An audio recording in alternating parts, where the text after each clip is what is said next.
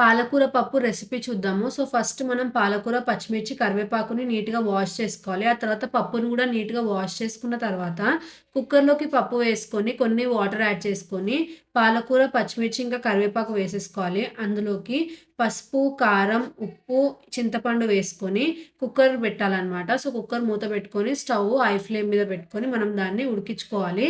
So, ఇక్కడ ఈ పప్పుకి మాకు 8, 9 విజిల్స్ వచ్చాయన్నమాట. సో, మీరు మీ పప్పు ప్రకారం దాన్ని ఉడికించుకోండి.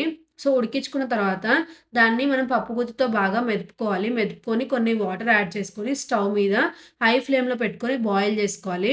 సెపరేట్ కడాయిలో కొంచెం ఆయిల్ వేసుకొని జీలకర్ర, ఆవాలు, ఎండుమిర్చి ఇంకా కరివేపాకు వేసుకొని తాలింపు పెట్టుకోవాలనమాట. సో, తాలింపు అయిన తర్వాత ఏదైతే మనం బాయిల్ చేసుకున్న పప్పు ఉందో అందులోకి తాలింపు యాడ్ చేసుకొని కొంచెం కొత్తిమీర వేసుకొని బాగా ఉడకనివ్వాలి. సో, బాయిల్ అయిన తర్వాత మనము స్టవ్ ఆఫ్ చేసుకొని పప్పుని సర్వ్ చేసుకోవచ్చు.